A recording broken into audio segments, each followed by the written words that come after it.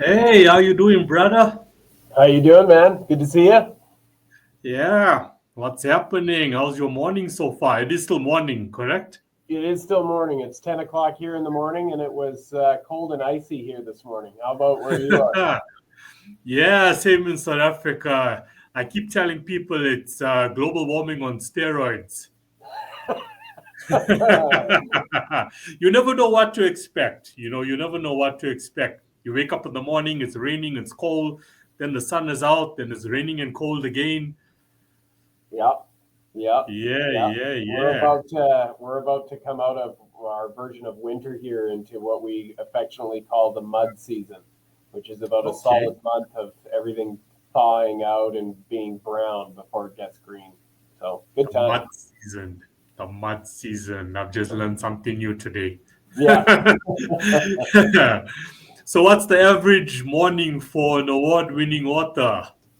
Well, I still have a day job, being as you can see behind me. So the average morning for me, I run a city here in northern British Columbia, so that's my gig.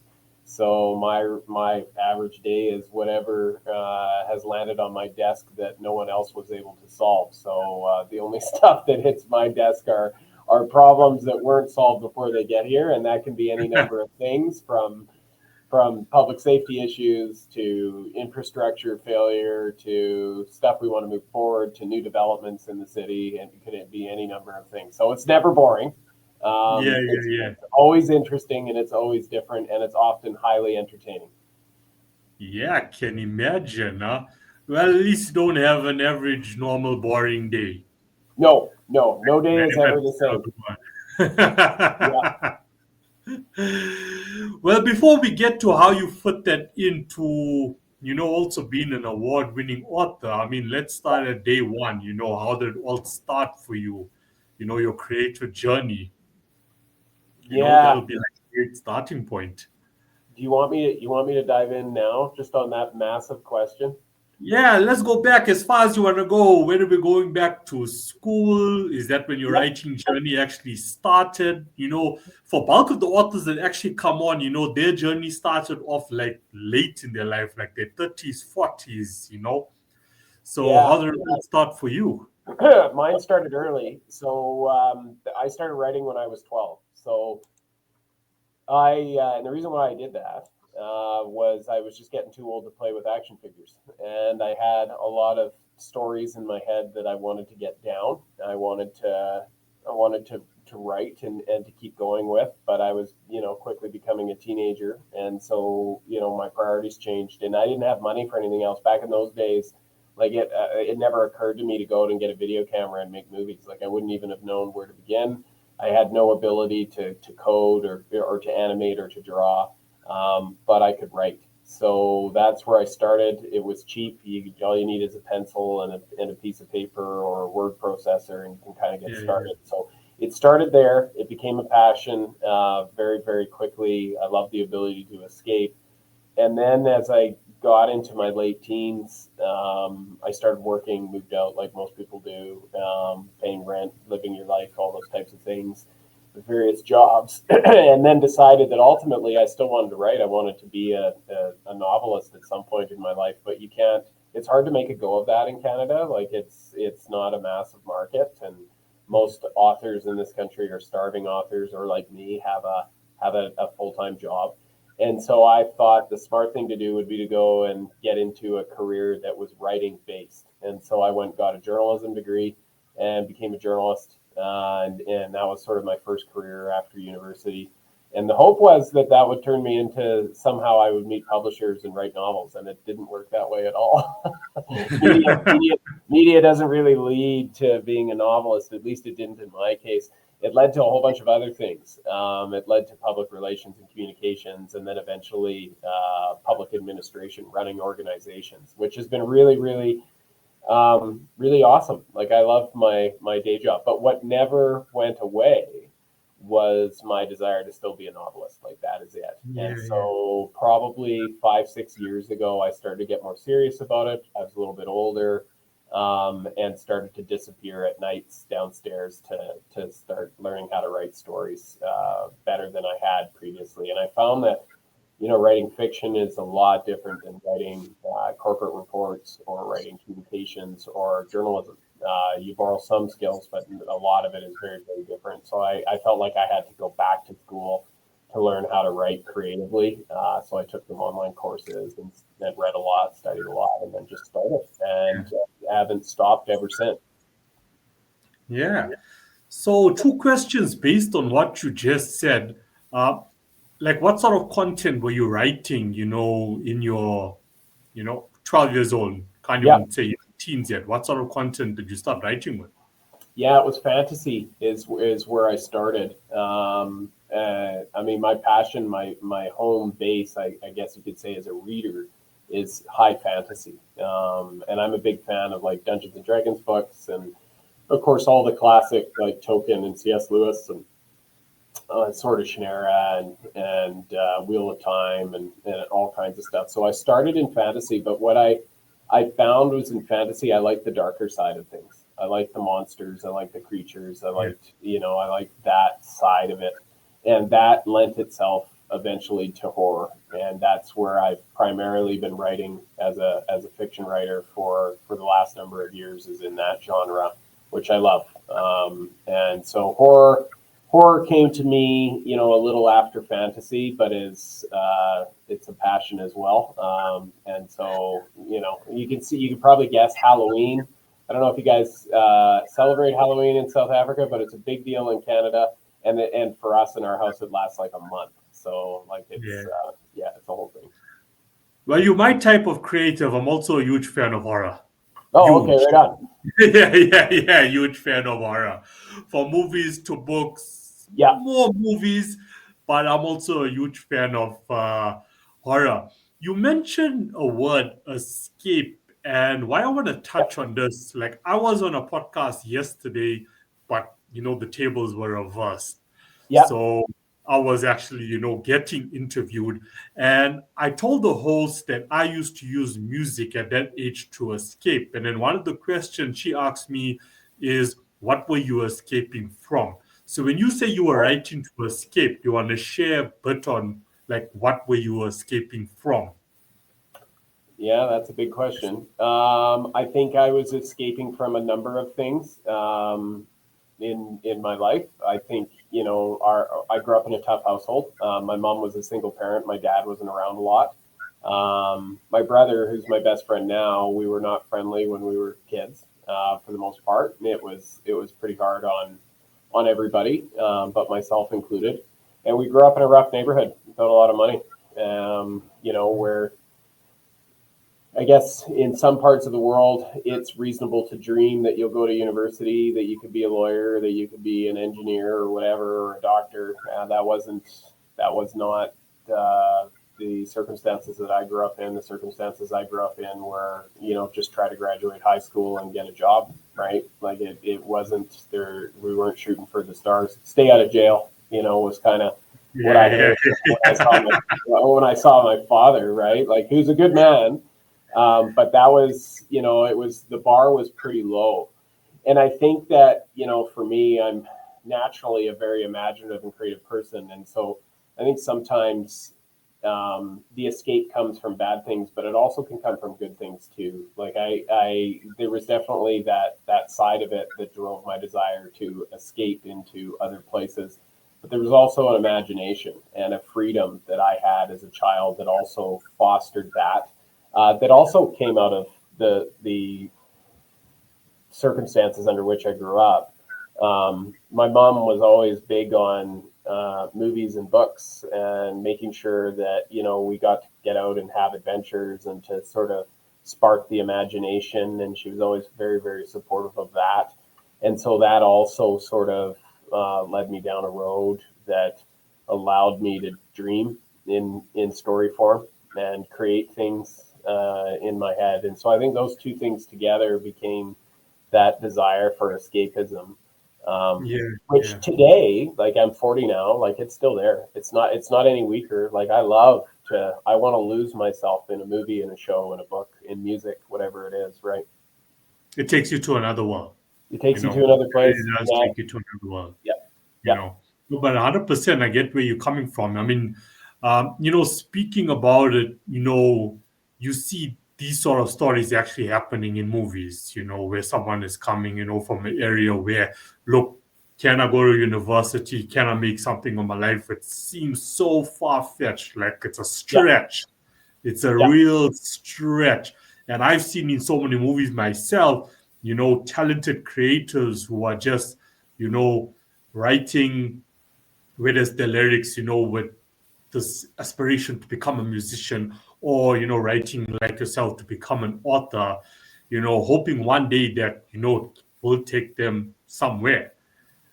yeah, We still see it happening in yeah, communities. And I mean, the foundation of this podcast was, for that class of people, to give them this sort of education that they can find online, or consult with, like, okay, my personal capacity, consult with me personally on how, I can transform your mindset to keep up with your creative work, to make it yeah, something one day, to yeah, focus on those communities. Because even in 2025, and I honestly don't think it's South Africa alone, the lower class is still battling with the basics, yeah, to maintain their creativity. I mean, down to not having, sufficient network, not having the funds available for yeah, data, yeah, the infrastructure is just crap, yeah, yet they're talented. So it's like such a stretch, can I really do it? Can I really make it? yeah. So, yeah, I feel you, man. I really do Yeah, feel yeah, yeah. I'm glad you said that because like it is. There's so many things that go into that, right? Like where you're born, where you're raised, how you're raised, the circumstances, and some of them can be really good for actually giving you unique artistic channels, abilities, like the ability to create, right? Like trauma and hard circumstances can actually be really good for that. But on the flip side, it messes you up and you get other consequences out of that. And then when you're growing up in those circumstances where you don't have a lot of money or a lot of access to things, the infrastructure isn't there, the dream isn't there.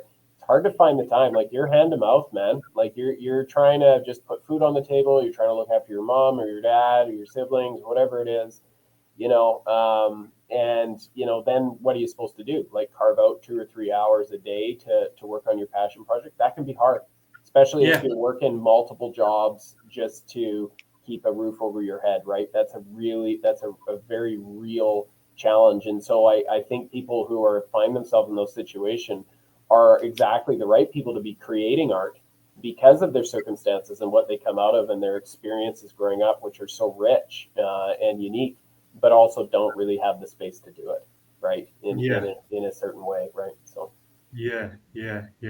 I mean, you've lived the real life hustle, like the proper. This isn't a yeah. movie. You live the real life hustle. Do you want to share any tips, for listeners who are in the situation Well, that you was once in, on what they can do for themselves? what I mean, there's some basic stuff, and then there's longer stuff, right? Like I think um, one thing that's remained true for me is that I knew as early as 12 that I wanted to write, and I never gave up on that. But I also balanced that with probably a bit of pragmatism, which is I still need to keep a roof over my head. I need to make income. Like I need to, when I had kids, eventually I got to feed my kids. And I knew the realities of pursuing arts in Canada, right? Which is it's just it's very very difficult to get yourself into a comfortable situation financially. So I kind of went at it a couple of ways. One, I approached life with curiosity and desire to get to know people and really get along with people. That doesn't mean I'm a pushover, but I generally like to get along with people. I'm curious about them and I make connections, and those connections have served me well both artistically as well as professionally in my life. Like it's easy to think about structures and applying for jobs and I need this degree or that certificate or this type of a website or this many followers on my social media. It's life isn't about that. Life is ultimately about, the people that you meet along the way and how you help one another out. And so if you keep that as your North Star in this world, that ultimately it's about helping and serving others and establishing really meaningful relationships, then you will find your way professionally, artistically, both, whatever that is.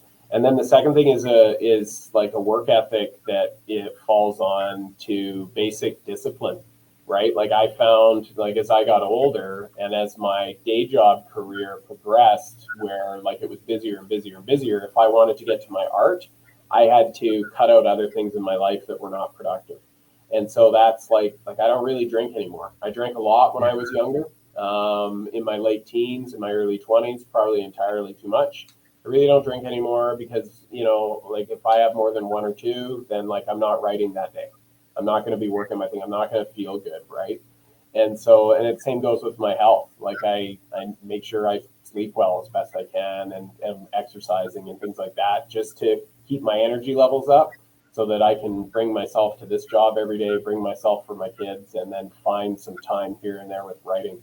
The last thing I'd say is like, don't beat the hell out of yourself if you're not, immediately a success. You should never be into art, I think, or push or pursue art as though you need to have so much income, so many followers, so many positive reviews, whatever your metric is, as a justification to keep producing.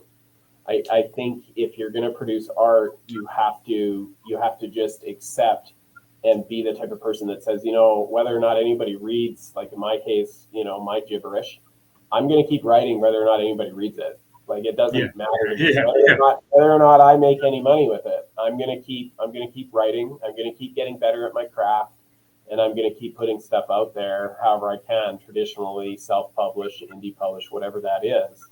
And then come what may. And if I find success with it, then great. But I don't attach any of my self-worth or value as an artist to the reviews that I would get on the internet. They're nice when they come in, but for every good one, there's probably a bad one too. And so, I do that mostly almost out of self-preservation, right? Where if you get too hung up on metrics of success that you see from other people, that's just a hard way to live. So yeah, that's my long rambling diatribe on what little I've learned in the last number of years. Yeah, I mean, moral of the story is is don't focus on vanity metrics. It doesn't define, your You said work. it better than me. Yeah, what you become. And the unfortunate truth is, especially like with your Gen Zs today, who are awesome creators in any form or way, they're so focused on vanity metrics. Okay, if I publish this and I don't even get about 10 likes, I'm giving up. It's over for me. It's done. But there's so many other ways, that you can measure your work, and there's so many other metrics that are taken into consideration now with the World Wide Web. My podcast, for example, has made so much progress, but it's not even based on vanity metrics. I post on social media, on certain platforms, just to keep a presence. That's all it's there for. Just to keep a presence and look, it's there. But the fact that you and I are having an international conversation at this moment has nothing to do with vanity metrics or the fact that 1 million people have liked my post. Nothing at all. Nothing at all. Thanks for sharing it. Much appreciated. That's tips that up and coming, authors can actually take to heart and, use in their own life. I think you nailed it. You said it better and more succinctly than I did. No, we're in sync on that, and I'm in agreement with you with all that you just said, don't be hard on yourself and just keep pushing our content, Same thing that I say to independent musicians out there is that if you put the first track out there and it doesn't do well, it doesn't mean that you shouldn't put the next one out there. Just keep putting it out. Keep putting it out. Keep putting it out. Keep building your portfolio. Keep building your catalog. Sooner or later, someone is going to see it and be like, okay, cool, and also understand, the importance of data. Look at where the data is so important. The thing is sometimes because, for example, I'm based in South Africa, I'm looking at the data in South Africa and it's like, only one person is actually checking out, my content. But then if I go and I look deeper and I look at all the tools available to me, for example, as a musician, if I'm looking at Spotify for artists now, it's showing, look, yo, in the US, I got like 1,000 people listening to my music. Yeah, So there's people out there. Let me focus on those people. Thanks that's for right. sharing that. Yeah, yeah, Do you want to touch a bit on your journalism career and what yeah. exactly you focused on? What? So ask that question again, just so I understand correctly what you want. What do you want to know? I can dive into it. Like journalism, like why journalism? Okay, so why journalism? Well, when I figured initially that it might lead to publishing and writing, but it didn't. And what ended up happening was I went to school, I got my degree in journalism, and like a lot of people in Canada, I initially fell into community news. So you're working for your local newspaper, you're covering City Hall, you're covering local issues, that kind of stuff. But I didn't really enjoy it, which is ironic now, given what I do for a living. But what I found, what happened was I landed ass backwards in Vancouver, and I got a job as a business journalist. And they handed me this portfolio that I knew nothing about, which was all about mining, forestry, oil and gas, fisheries issues. So it was all natural resource industries. And I said to them, I'm like, I don't know anything about natural resource industries. And they said, well, you'll figure it out. I said, okay. So I dove into it, and what I discovered as a writer was that those issues are global. They're not just British Columbia or Canada issues. They weren't just Vancouver issues. I was able to write about platinum mining in South Africa and how that impacted the communities down there and the people and the benefits and they came out of the Bushveld complex, right? Like those were or diamond mining in Central Africa, and or takeovers in the DRC and nationalization of resources in Angola and other places like that. And so for me, it became an escapist adventure. To be honest with you, as a journalist, I was able to cover really important global issues that impacted everybody around the world, but I could do it from a desk in Vancouver. And what ended up happening was Canada, I think similar to South Africa, though bigger geographically, outside of the major cities, natural resources is what drives the economy. And so I started going up north where I live now to like forestry complexes, like mills, mines, oil and gas plants, and doing stories on the ground around what was being built and how it was impacting the people, both good and bad. And I fell in love with that. And it was like this everyday adventure of really complex stuff. I think it appealed to me intellectually. It had a political component to it because its natural resource extraction is so political and so critical to governments everywhere. And you really get to understand how the world works when you cover the commodity sector broadly. And then I fell in love with small towns along the way. And then that was eventually, after I'd done that for a little while, that was how I ended up making the decision to move out of Vancouver into northern BC, which most people thought was nuts. Why would you trade winter for more winter? But I did, and I never looked back. And I love living up in smaller rural areas, focusing on rural issues. So yeah, that was kind of journalism for me. It didn't turn into me becoming an author. It didn't really help with the fiction side, but I will say, like, it did help giving me a lot of confidence in learning quickly and creating in an environment where you don't know a lot. And that's an important skill set that I use to this day. Yeah. Out of curiosity, coming from someone who studied journalism and worked, in the sector, mainstream media these days is criticized a lot. Yeah, Criticized a lot. Are we really getting the correct news? So we're just getting a version that's passed down from someone and what they want the masses to actually, know, but it's not actually, the truth. And also the red tape that's involved. How yeah. much truth is the masses actually getting on a specific topic? Well, I guess I'd go back and approach the question this way. Back when I was reporting, it was during the first period of time when the media was really kind of getting turned upside down by the internet, and we were starting to see the consolidation of the various media outlets. And what I found at the time was that, by and large, the mainstream media traditional media is what we'll call it. So your big city newspapers and your big city broadcasters, they were structured from a business model perspective that they did not have enough space to go into depth on any one issue. So if you picked up an old broadsheet newspaper, whether it would be in Pretoria or Durban or Johannesburg or Cape Town, wherever it was, you're more likely to find a story in there with a headline, but the story would be short. It really wouldn't give you a lot of background or context.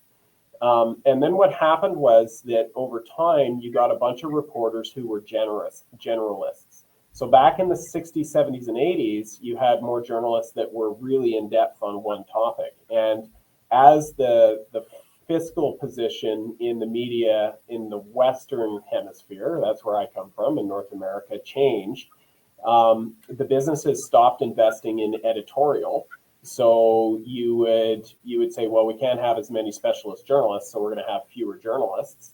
And when you have fewer journalists spread over more news, you get more shallow news. So it wasn't so much that there was this sort of concerted effort to not tell the public what was going on. It's that you had fewer and fewer people covering more and more issues more shallowly. And so that created a vacuum of knowledge and information, and nobody was providing background, in-depth context on any of these issues, whatever they might be, geopolitical, social stuff, economic stuff, conflict-related things. And then at the same time, there's this perfect storm of the internet coming in, and then podcasters, bloggers, and other folks who said, well, hold on, journalism isn't a professionally regulated profession. Anybody can be a journalist. I'm going to just start digging up data and flooding the internet with it, and I'm going to get a following. Now, that worked for a while when you had a relatively well-structured mainstream media that was still resourced, and then you had internet sleuths, for a lack of a better term. Between the two of them, you could get a sense of what was actually going on out there. But fast forward to 2025, in the Canadian context, there's very little mainstream media left. It's consolidated into one or two companies. They don't have the time to be going into depth really around anything. So their content is extraordinarily superficial and very limited. Most of the really good journalists who used to be into it have gone into either public relations and communications. So they're now on the other side, specifically advancing a message, using those skill set to advance a message for being paid for by hire by someone. So they're very skilled operators to advance a particular worldview, whatever the issue is, wherever they're working. So you've got all these people in the communications industry now, which has just gotten absolutely massive and influences our politics and what we see. And then you have the internet sleuths down here that have emerged and appeal to specific audiences. One of the things that mainstream media used to do is, in the absence of the internet, you only had so many places you could get news. So you and I would be getting news from the same place. We would know generally the same facts, and then maybe we'd have some hearsay. But now you and I are getting entirely different news from entirely different sources with entirely different information, which may or may not be vetted. And so you and I can enter into a conversation. We can say, what happened in Egypt today? Well, depending on where I got my information, where you got your information, we're in totally different worlds, and it keeps spreading. And so that's the problem. I don't think we ask the question, is the mainstream media giving us what's accurate? The mainstream media is largely giving us what it is able to produce under the conditions that it has and the information it has access to in a very short period of time. They're not paid well. They're not getting the best skill set of journalists that they would have had 20 or 30 years ago. So there's also some naivety that is playing into how you're seeing the news absorbed and then pushed out. And the worst part about it, just to finish off, is that it actually is worse in rural and small towns than it is in big city centers. Big city centers were able to maintain their broadcasters and their newspapers in Canada largely. But in the smaller centers, we pretty much have lost all of our local newspapers, or what would have passed for a local newspaper way back in the day, which means there's a news desert or a news vacuum now that's occurring in rural issues. And so those rural issues, to take that one step further, where is all this anger coming from in Canada and the US at a political level. I can tell you it's not coming out of the urban areas by and large. A lot of it is really coming out of rural areas where people have lost jobs over the last 10, 20, 30 years. They have no labor mobility. They don't have access to doctors, all those various things. With no media to cover that, those issues don't hit the big city. So the country itself doesn't understand why there's this divide between urban and rural areas. So there's another long-winded diatribe for you, just on my assessment of, at least I think in a Canadian context, what's happened by and large. Yeah, no, thanks for elaborating on that. You know what's like, if I look at my local media, my local newspaper, it's always negative. You know, there's Yeah, never anything that's published to say, okay, you know what, this is happening in the area, which is bringing so much yep, opportunities and so much growth. It's always negative, which is why I love what is happening with the internet at the moment, and yep. it is why I love what's happening with podcasts at the moment, because now you can actually jump onto a podcast, get proper news on a topic, and you're going to get positivity out of it as well. Yeah, you Unlike do. the newspaper that's still in black and white, and it's negative this, negative that, this happened, that happened, Yep. you know? Yeah, and a lot of that comes from, at least again in the Canadian context, what I often saw was that a young journalist or an inexperienced journalist will often mistake being a contrarian for being sort of hitting another level of professionalism, right? So they'll automatically look for, well, what's the conflict, angle on this story, whatever it is, and try and zero in on the conflict portion or create conflict in there or highlight conflict bigger than it actually is in whatever issue as a way to position themselves as separate from the issue, objective from the issue, and then therefore, this is contrarian. Oh, but did you know this? Did you know that this little thing is happening over here? Because the problem that you have in the culture of journalism in North America was that if you wrote a positive story, people said, you're a hack for that company or that government or whatever it is. Yeah, And it's like, well, that's actually not the case. How come when you write a negative story, you're not a hack on the other side then, right? Like yeah, that's yeah, not actually what it's supposed to be. It's supposed to be objective facts. And so you end up with this culture, I think, in the media where in that mainstream side where you're always chasing the negativity. And then structurally in editorial departments, it actually feeds itself because the most controversial story or the one that's going to get the most eyes is typically the one that would go on the front page or it would be at the top of the news hour. And so if you're sending that message as an editor to your journalists that you will only win this daily race with your competition and your colleagues by coming up with the most salacious, controversial, conflict, negative story that you can. That's how you get on the front page. That is an incentive to now create that type of content. yeah, And so that culturally is problematic. It serves well in an environment of media where there is many media outlets with lots of checks and balances, lots of competition, and they're well funded. It does not serve well in an environment where fiscally where we are today, where you're under-resourced, understaffed, underexperienced, and your fiscal picture is quite ugly. It becomes a race to the bottom. And then to your point, that creates space for other creators to come in and focus on other things who aren't bound by those regulations that a mainstream journalist might be. So a podcast or a blogger or whatever that might be. yeah. And fear sells most. Fear sells most. It always has, right? It's kind of funny. I used to say to people, they say, why do you guys always write so negative in the news? And I say, well, let me ask you this. When you go down to the pub with your buddies and you sit down and have over a beer and you haven't seen these guys for 4 or 5 days and you start chatting, is anybody telling you about how great their workout was or how lovely Yeah, their marriage is or how great their job is? No, yeah. you guys are all naturally talking about your marriage sucks. You don't want to work hard. Your boss is an idiot, and the prime minister is a moron, right? And so I do think it's easy to blame media and journalists and everything, but I think it's also human nature when we're together and we talk. We tend to focus on the stuff that makes us laugh, which is often negative, right? And we like to critique. We like to like have arguments and debate about things, right? And I think the media is or was sort of a version of that pub conversation writ large. Yeah, yeah.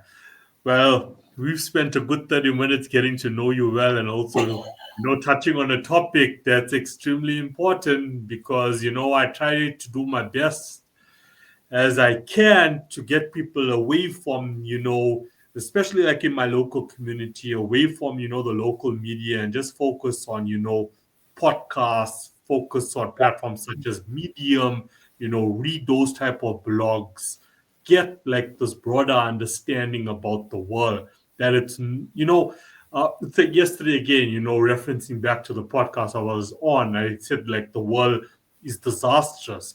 But then I had to also say, look, as much as I've mentioned disasters, the world is yeah, a beautiful place. it It's is. just the information that we consume that's making, certain situations so disastrous. It is. Yeah, I think you nailed it there. It's almost at times like there's two realities.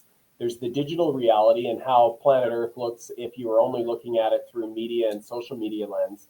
And then there's what we experience every day when we just run into one another in our communities. And one of the things Yeah. I've been telling myself is to ignore the former and focus more on the latter just to maintain positive mindset going forward.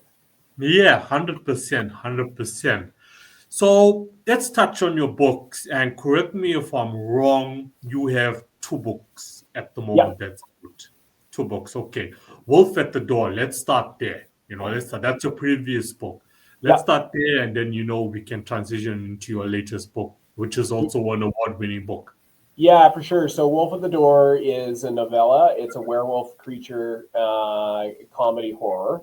And it's a two-act story, and I got the idea for it really during the first wave of COVID, as so many of us creators did, which is the theme of the story is really, what happens when people with first world problems suddenly end up with real world problems. And so the first half of that book is a dinner party over Thanksgiving, which in Canada is in October, with a bunch of family members and extended family who really don't like one another and have all kinds of issues with it. And so the first part of the book is really this dinner party that just is disastrous. Like it's awful. And then the werewolves show up. And then they all have to figure out and after everything is blown up socially amongst themselves, how do we survive the night with werewolves that are trying to get into our house and rip us apart? And so that's where you transition from first world problems to real world problems, which was kind of what was going through my mind during that first phase of COVID. So it's a short book. It's a lot of fun. It's meant to be tongue in cheek. It's meant to be funny. And it is gruesome at times when the werewolves show up. There's no question about that. It does lean into its creature horror origins. Yeah, yeah. So how long exactly is the book? You That's about mentioned about short. 125 pages. You can devour that bad boy in a few hours. Yeah. It's crazy how you can mix comedy with horror. There's a werewolf Yeah, attack, but yeah, there's still. they work. I don't know why, but it kind of works. It's a weird alchemy. Yeah, yeah. So what's your approach when you start with these storylines, Like what's the creative process like behind it? It's different every time. Sometimes I'm not much of a planner. So I found in the past when I plan out books or stories, I get bored of them before I even start writing them. So Yeah, so yeah. I am a person who does it by what we call a pantser, so by the seat of your pants. But that's not to say that I'm not thinking and plotting and planning as I go along. So with Wolf at the Door, I knew I got the concept in my head around what I wanted to do. And what I was, as a creator, what I was really trying to figure out was how to write conflict between people in that book and get better at that. And so that's what that first part of the book is about is just the conflict that comes from that dinner party.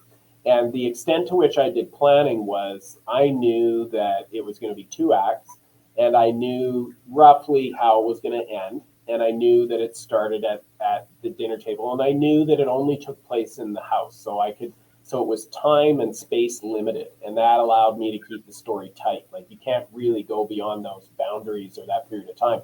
And a werewolf is nice as your antagonizing force because by dawn it's no longer a werewolf. So now you're into a tighter structured story, which was what I was looking to do because I have a tendency to write long at times. And then the where I did do the planning on that one was I actually did plan out the seating arrangements at the dinner party. And so I actually drew a table and have my cast of characters, and I knew who hated one another and who didn't. And all the people that didn't get along, I sat them next to one another. And then as I wrote it, I just kind of let the conversation play out as I thought it would, and lo and behold, it blew up. Every corner of the table blows up in its own way, right? Until the whole thing goes totally sideways.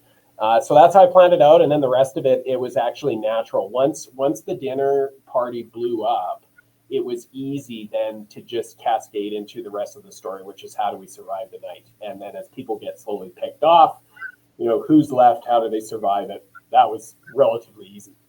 Yeah.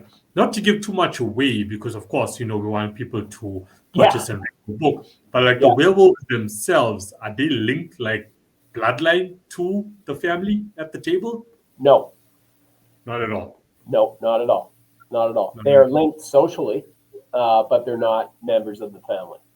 yeah. No, in my mind, I was like, okay, you know what? When the werewolf actually turns back, it's actually like, a long distance family member. Yeah, yep, you know. Okay, so your second book. So, yeah. okay, first, how long does it exactly take you to, write a book? Like, what's your average time? It depends. Wolf at the Door, because it's relatively short. I wrote that in about 3 weeks, and I Wow. was pushing through, Yeah. so that one was quick. I've got a fantasy novel that is forthcoming later this year, and that took me about 100,000 words, and the initial draft of it took me about 2 months. And I worked really fast on that, really, really fast. And then about a year ago, I finished another novel of horror. Neither of these two novels are out yet. I'm still going through edits, and that took me a year. It took me a year to write that one. That's about 130,000 words. So it really depends on the project. I have been fortunate in times to crack out, short stories in like a matter of hours if it really hits me. But usually a short story, it's going to be a matter of days. It's going to take me a few days to actually write one, 2 or 3 days, and then I can get one out. And then longer stuff, it really depends on work schedule, and then whether or not I've really got it figured out. I've had multiple stuff too where I've gotten into it like 30, 40,000 words, and it's just not working, and I have to set it aside, and then that's it, right? That happens too. Okay, so it came from the trees. That's your Yep. latest book that's out. So let's touch on that.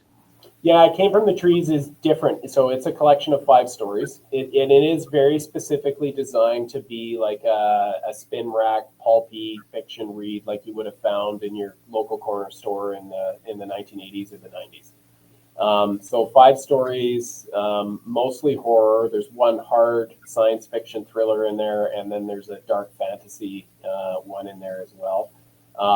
So they're a mix. It's a potpourri on purpose.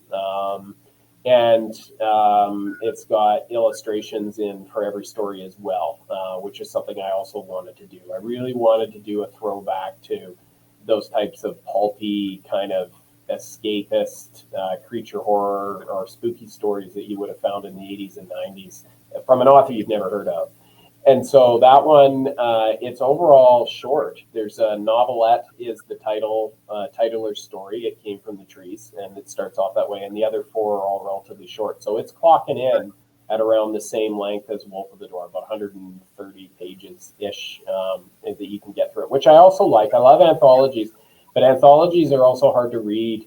So I thought a shorter anthology might actually be a little bit more accessible.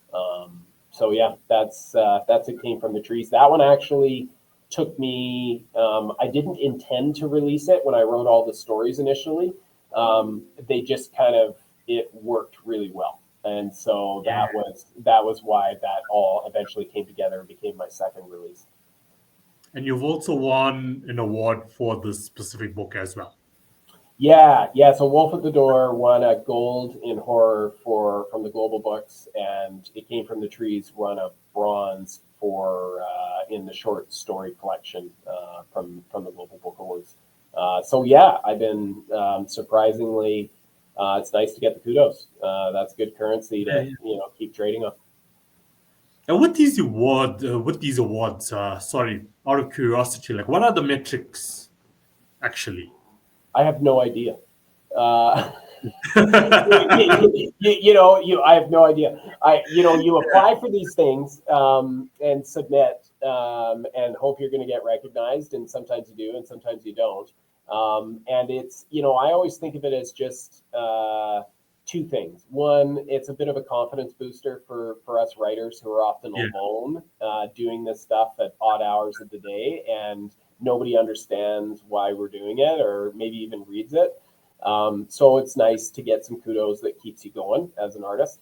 And then secondly, I think it is something, it's currency. An award, no matter what the award is, it's currency you can trade on, you can use as part of your marketing to get your name back out there, to publish more, to sell more, right? And ultimately selling more is about giving yourself more freedom in your life to create more.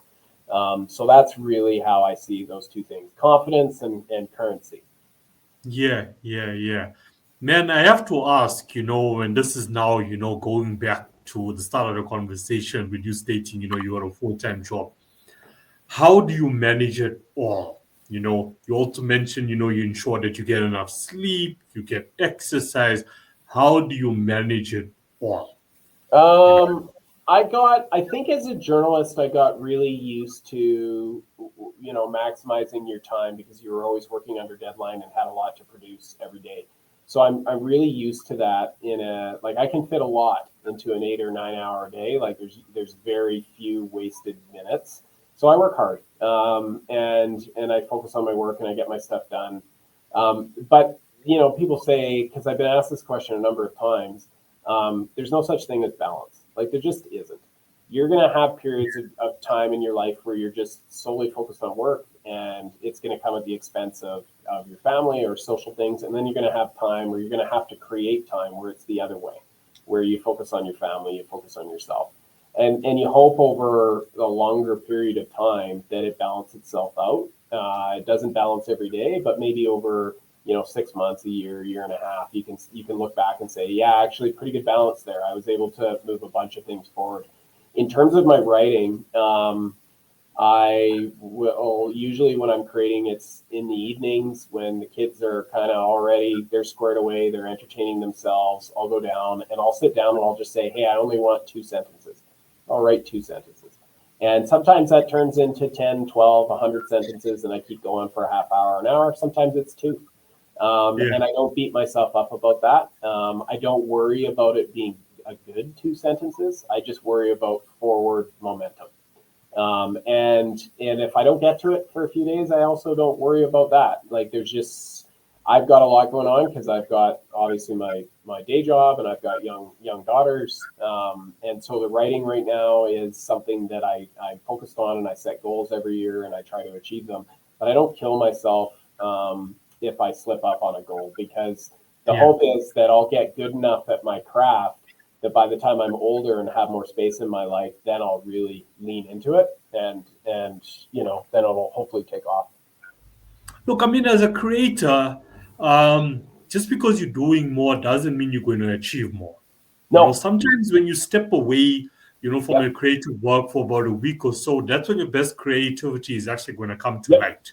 yep. You know, Yeah, I totally so agree with that. It's yeah, you can't you don't want to exhaust the sort of the well of creativity.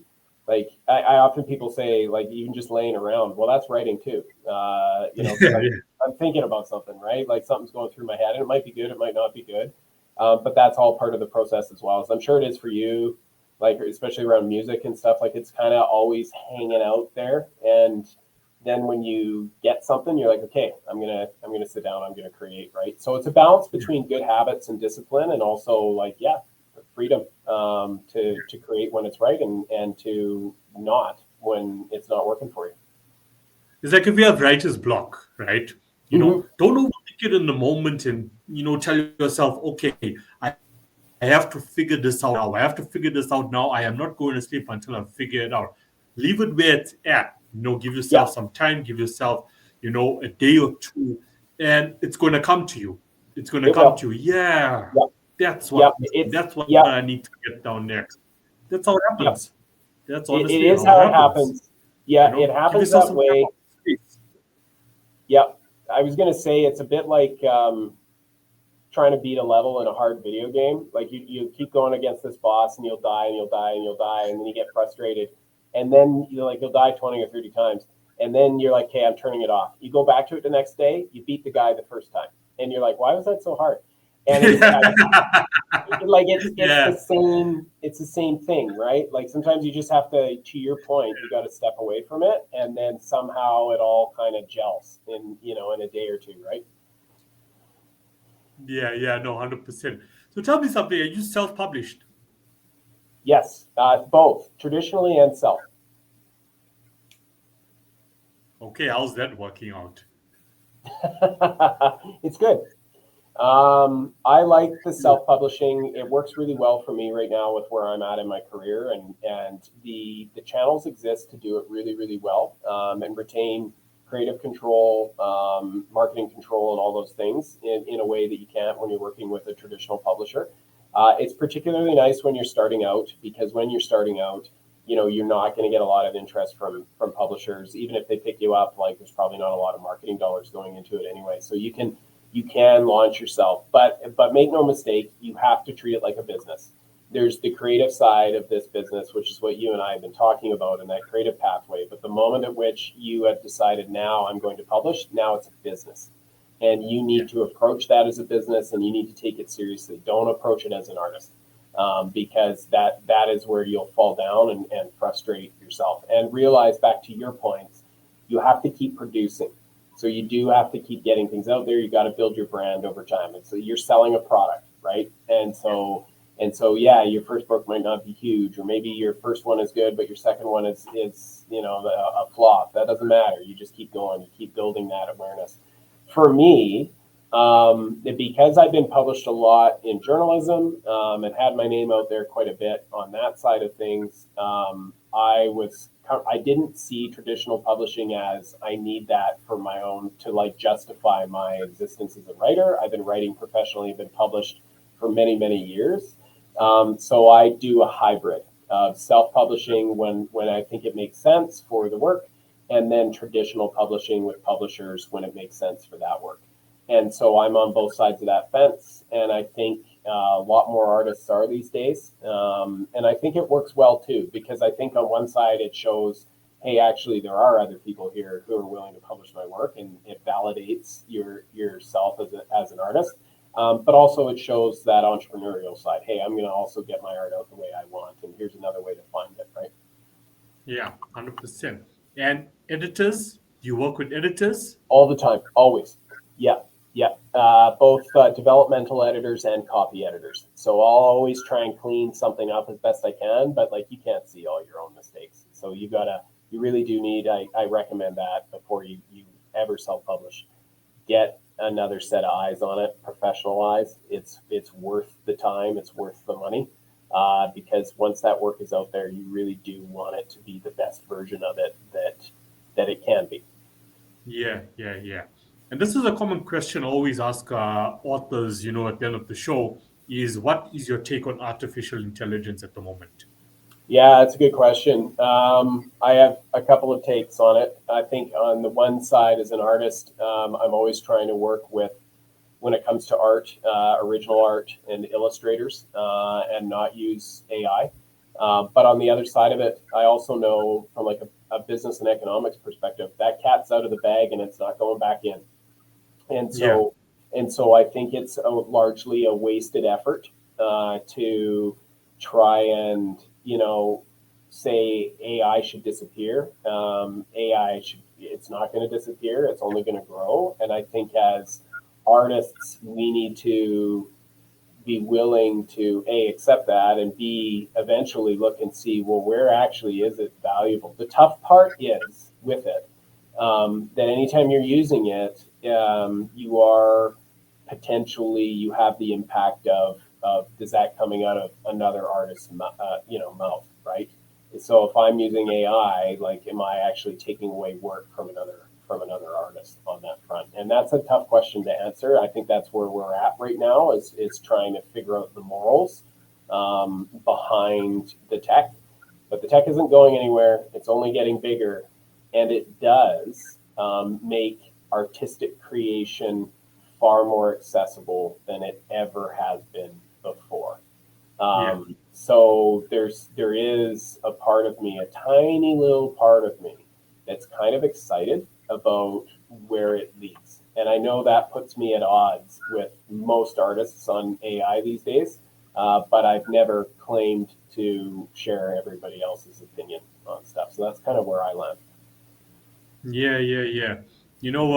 For up and coming artists, I mean, right now they just so overwhelmed about it, on whether or not I should actually pursue, with my authenticity, like my authentic work, because now anyone can just jump onto one of these platforms and create an ebook in 5 minutes, and they can put it on Amazon and then they can sell it. So, should I actually pursue, you know, my career, my dream of Yeah, writing, yeah, you know? So, yeah, yeah. And like it's like anything, right? Like I think what you wouldn't want to do is embrace AI to help you create at the expense of developing your own craft and voice, whatever that art is. So there still has to be an art. Otherwise, we should just have AI create everything for us. There has to be the human in there, and the human in there is the one that is ultimately influencing what is created. And the best way to influence that is to develop your own voice, and that is by honing your craft over time, right? So if you're just only ever using AI, but you're not adding value as you as the artist to that and influencing ultimately what comes out, then I don't know that it's a useful exercise to advance an artistic career. I think that perhaps it can be eventually something that is like an add-on or catalyzes it a bit, but I still think you really, like, as a writer, I mean, get really good at writing before you start using AI would be probably where I would land. And the other thing with it is, like, I wouldn't use AI for writing, because then what's the point, right? I'm not a writer anymore, So, like, actually for me, it's the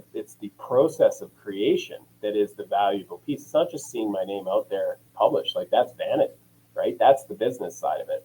It's actually the process of creating that is really, really powerful. And if you're taking that away from yourself, you're robbing yourself of that rich artistic experience that is hard to learn and get good at something. 100%. Do you see in the future to come, as AI gets more advanced, of using AI to actually be your editor? So Oh, I can still write, but use AI to actually edit my work. um, AI can already, I think, probably really effectively edit at a copy level. Developmentally, I think it is probably would really struggle. But yeah, I mean, it's probably a year or two away from being, arguably as good of a developmental editor as a person. I will stay away from that for now, just because, hey, I'm trying to support other artists. So that's kind of where I land. But I have to say, it's a for now comment. Things might change, where suddenly that tech has changed, the artistic community has changed, and you find yourself in a position where it's like, yeah, actually that might be the right way to go for this or for that. You never know. I mean, media outlets way back in the '90s refused to put their news online, right? We're not going to do that. We're only going to stay in print form. Well, that didn't work out real well for them. So Yeah. Now, man, thanks for sharing your opinion on that. So, where can people find you online? Where you you can at? find me. Yeah, you can find me on my website, joelmckay.ca. And you can find me on X, Joel C. McKay, or on Instagram and Threads at author_Joel_McKay. I'm just thinking of something now. A few weeks ago, I also asked the author, where can I find you? And he says, you will never find me on X. I don't want to be involved with Nazis. I've been on there. I've been on there since 2009, and at this point in time, like I don't do much on there other than watch the insanity and watch it Uh, evolve every day, and it's evolving every day. But I'm also too lazy to go out and create another channel, so I'm still yeah. technically there. Yeah. Now, I mean, me personally, I'm also on X. I don't use it as much unless I feel like, okay, you know what, I want to share something, it's like a Yeah, repost, yeah, not really new content from me. yeah, But, I just love each and every single week interacting with different people that just, make me laugh on a specific topic or yeah, platform. yeah. Everybody's got an opinion. Yeah, and I gotta tell you, mine is I don't really care. I'm just gonna keep doing my thing and ignore That's it. everybody else. That's it. Do your thing. Do you use whatever platform you feel comfortable with, Yeah, and run with it. Run with it. yeah, Joel, you got thank it. you so much for your time. This was really insightful. I mean, from getting to know you in the first 30 minutes, sharing your background of journalism and where, that's standing at the moment in 2025, and with your books and your creative process. And I wish you all the best and many more awards to come. Thanks, Kino. It was a pleasure talking with you, man. Look after yourself, eh? You too as well. Just one more thing before you go. You do Yeah, say you have, another book that will be released soon. Any specific date you want to tie that down to? August. Look for it in August. August. Yeah, young adult fantasy coming out in August. So there you go. Perfect. Thank you Thanks, so man. much. Thank you so Yeah, much. And please enjoy the rest of your day, man. yeah. You too. Have a good evening. All right. Cheers, brother. Bye.